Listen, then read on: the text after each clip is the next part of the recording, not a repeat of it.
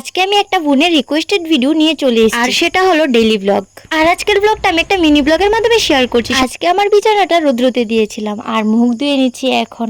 আর এটা হলো আমাদের বাড়ির পরিবেশ। সকাল সকালে এই জায়গাটা দাঁড়ালে এসে মনটা একদম ভালো হয়ে যায়। তারপর নিয়ে নিচ্ছি এক গ্লাস জল। সকালে খালি পেটে জল খেলে আমাদের শরীরে 70% রোগ আসে না। তাই আমি প্রতিদিন সকালে খালি পেটে এক গ্লাস জল খাই। তোমরাও খেও, খুব ভালো রেজাল্ট পাবে। সকাল সকাল জল খেলে মুখটা কেমন হয়ে থাকে তার জন্য একটা বিস্কুট খেয়ে নিচ্ছি। আর তারপর খেয়েছি সকালের টিফিন, চা আর সিঙ্গারা। তোমাদের কার কার সিঙ্গারা খেতে ভালো লাগে অবশ্যই কমেন্টে জানিও। আর তারপর করে নিয়েছি রান্না করেছি আজ আলু ভাজা, শুটকি মাছ তরকারি। আর এদিকে মা বাবায়ের নখগুলো কেটে দিচ্ছে।